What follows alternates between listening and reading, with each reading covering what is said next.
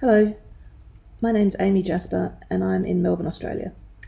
I'm reading Chapter 12, In the Days of Langemarck. Part 1. How can spring come and be beautiful in such a horror, wrote Rilla in her diary. When the sun shines and the fluffy yellow catkins are coming out on the willow trees down by the brook, and the garden is beginning to be beautiful, I can't realise that such dreadful things are happening in Flanders, but they are. This past week has been terrible for us all, since the news came of the fighting around Ypres and the battles of Langemarck and St. Julien. Our Canadian boys have done splendidly. General French says they saved the situation when the Germans had all but broken through. But I can't feel pride or exultation, or anything but annoying anxiety over Jem and Jerry and Mr. Grant. The casualty lists are coming out in the papers every day. Oh, there are so many of them. I can't bear to read them for fear I'd find Jem's name, for there have been cases when people have seen their boys' names in the casualty lists before the official telegram came. As for the telephone, for a day or two I just refused to answer it, because I thought I could not endure that horrible moment that came between saying hello and hearing the response. That moment seemed 100 years long, for I was always dreading to hear, "There's a telegram for Dr. Blythe." Then, when I'd shirked for a while, I was ashamed of leaving it all for Mother or Susan, and now I make myself go, but it never gets any easier. Gertrude teaches school and reads compositions and sets examination papers, just as she has always done. But I know her thoughts are over in Flanders all the time. Her eyes haunt me. And Kenneth is in Khaki now too. He's got a lieutenant's commission and expects to go overseas in midsummer, so he wrote me. There wasn't much else in the letter. He seemed to be thinking of nothing but going overseas. I shall not see him again before he goes. Perhaps I will never see him again. Sometimes I ask myself if that evening in Four Winds was all a dream. It might as well be. It seems as if it happened in another life lived years ago, and everyone has forgotten it but me. Walter and Nan and Di came home last night from Redmond. When Walter stepped off the train, Dog Monday rushed to meet him, frantic with joy. I suppose he thought Jem would be there too. After the first moment he paid no attention to Walter and his pats, but just stood there wagging his tail nervously and looking past Walter at all the other people coming out, with eyes that made me choke up, for I couldn't help thinking that, for all we knew, Monday might never see Jem come off that train again. Then, when all the people were out, Monday looked up at Walter, gave his hand a little lick as if to say, "I know it isn't your fault that he didn't come. Excuse me for feeling disappointed." And then he trotted back to his shed with that funny little sidelong waggle of his, which always makes it seem that his hind legs are travelling directly away from the point at which his forelegs are aiming. We tried to coax him home with us. Di even got down and kissed him between the eyes, and said, "Monday, old duck, won't you come up with us just for the evening?" And Monday said, he did. "I'm very sorry, but I can't. I've got a date to meet Jem here, you know, and there's a train goes through at 8. It's lovely to have Walter back again, though he seems quiet and sad, just as he was at Christmas. But I'm going to love him hard and cheer him up and make him laugh as he used to. It seems to me that every day of my life Walter means more to me." The other evening Susan happened to say that the mayflowers were out in Rainbow Valley. I chanced to be looking at Mother when Susan spoke. Her face changed and she gave a queer little choked cry. Most of the time Mother is so spunky and gay you would never guess what she feels inside. But now and then some little thing is too much for her, and we see under the surface. "Mayflowers," she said. "Jem brought me mayflowers last year." And she got up and went out of the room. I would have rushed off to Rainbow Valley and brought her an armful of mayflowers, but I knew that wasn't what she wanted. And after Walter got home last night, he slipped away to the valley and brought Mother home all the mayflowers he could find. Nobody had said a word to him about it. He just remembered himself that Jem used to bring Mother the first mayflowers, and so he brought them in Jem's place. It shows how tender and thoughtful he is, and yet there are people who send him cruel letters. It seems strange that we can go on with ordinary life, just as if nothing were happening overseas that concerned us, just as if any day might not bring us awful news.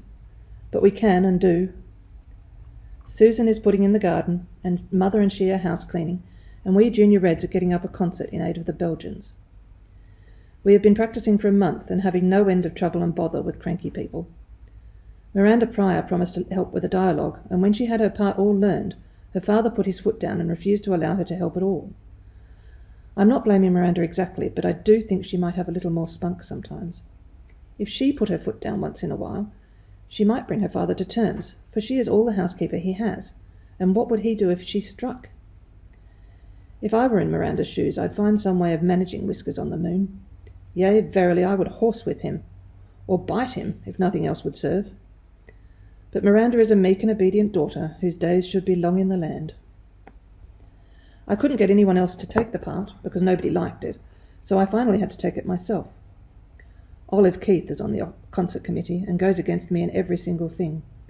But I got my way in asking Mrs. Channing to come out from town and sing for us anyhow. She's a beautiful singer, and will draw such a crowd that we will make more than we will have to pay her. Olive Keith thought our local talent good enough, and Minnie Clow won't sing at all now in the choruses because she would be so nervous before Mrs. Channing. And Minnie is the only good alto we have. There are times when I'm so exasperated I feel tempted to wash my hands of the whole affair, but after I dance around my room a few times in sheer rage, I cool down and have another whack at it. Just at present, I'm racked with worry for fear the Isaac Reeses are taking whooping cough. They've all got a dreadful cold, and there are 5 of them who have important parts in the programme, and if they go and develop whooping cough, what shall I do? Dick Reese's violin solo is to be one of our tidbits, and Kit Reese is in every tableau, and the 3 small girls have the cutest flag drill. I've been toiling for weeks to train them in it, and now it seems likely that all my trouble will go for nothing. Jim's cut his first tooth today. I'm very glad, for he is nearly 9 months old, and Mary Vance has been insinuating that he's awfully backward about cutting his teeth. He has begun to creep, but he doesn't crawl as most babies do. He trots around on all 4s and carries things in his mouth like a little dog. Nobody can say he isn't up to scheduled time in the matter of creeping, anyway. Way ahead of it, indeed, since 10 months is Morgan's average for creeping. He's so cute, it will be a shame if his father never sees him. His hair is coming on nicely, too, and I'm not without hope that it will be curly. Just for a few minutes, while I've been writing of Jim's and the concert, I've forgotten Ypres and the poison gas and the casualty lists. Now it all rushes back, worse than ever. Oh, if we could just know that Jem is all right. I used to be so furious with Jem when he called me Spider, and now if he would just come whistling through the hall and call out, "Hello, Spider," as he used to do, I would think it the loveliest name in the world. Rilla put away her diary and went out into the garden. The spring evening was very lovely. The long, green, seaward-looking glen was filled with dusk, and beyond it were meadows of sunset. The harbour was radiant, purple here, azure there, opal elsewhere. The maple grove was beginning to be misty green. Rilla looked about her with wistful eyes. Who said that spring was the joy of the year? It was the heartbreak of the year. And all the pale purply mornings, and the daffodil stars, and the wind in the old pine, were so many separate pangs of the heartbreak. Would life ever be free from dread again? "It's good to see an old PEI twilight once more," said Walter, joining her. "I didn't really remember that the sea was so blue and the roads so red and the wood nooks so wild and fairy-haunted. Yes, the fairies still abide here. I vow I could find scores of them under the violets in Rainbow Valley." Rilla was momentarily happy. This sounded like the Walter of yore. She hoped he was forgetting certain things that had troubled him. "And isn't the sky blue over Rainbow Valley?" she said, responding to his mood. "Blue, blue, you'd have to say blue 100 times before you could express how blue it is."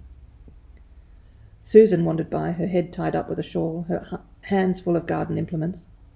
Doc, stealthy and wild-eyed, was shadowing her steps amongst the spirea bushes.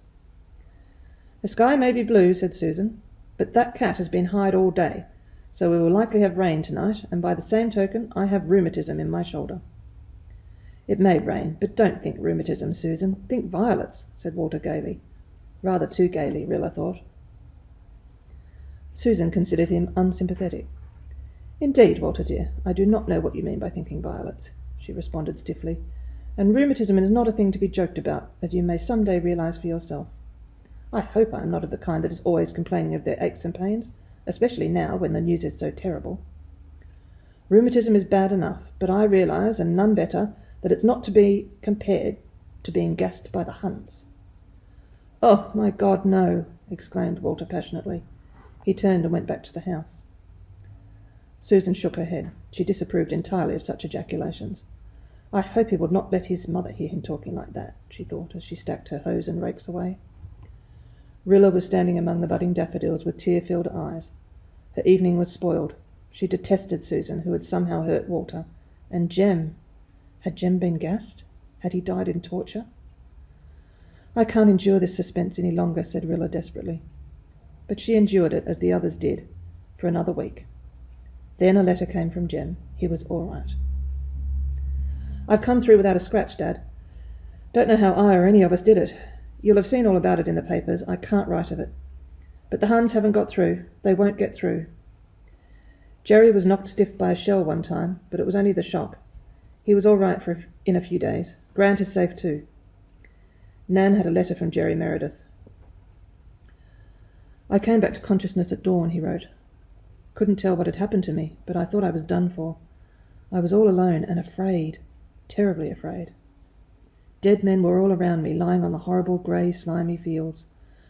I was woefully thirsty, and I thought of David and the Bethlehem water, and of the old spring in Rainbow Valley under the maples. I seemed to see it just before me, and you standing laughing on the other side of it. And I thought it was all over with me, and I didn't care. Honestly, I didn't care. I just felt a dreadful childish fear of the loneliness, and of all those dead men around me, and a sort of wonder how this could have happened to me. Then they found me and carted me off, and before long I discovered that there wasn't really anything wrong with me. I'm going back to the trenches tomorrow. Every man is needed there that can be got. Laughter has gone out of the world, said Faith Meredith, who has come over to report on her letters. I remember telling old Mrs. Taylor long ago that the world was a world of laughter, but it isn't so any longer. It's a shriek of anguish, said Gertrude Oliver. We must keep a little laughter, girls, said Mrs. Blythe. A good laugh is as good as a prayer sometimes. Only sometimes, she added under her breath. She had found it very hard to laugh during the 3 weeks she had just lived through. She, Anne Blythe, to whom laughter had always come so easily and freshly. And what hurt most was that Rilla's laughter had grown so rare. Rilla, whom she used to think laughed overmuch. Was all the child's girlhood to be so clouded? Yet how strong and clever and womanly she was growing. How patiently she knit and sewed and manipulated those uncertain junior reds, and how wonderful she was with Jims. She really could not do better for that child than if she had raised a baker's dozen, Mrs. Doctor dear, Susan had avowed solemnly. Little did I ever expect it of her on the day she landed in here with that soup tureen.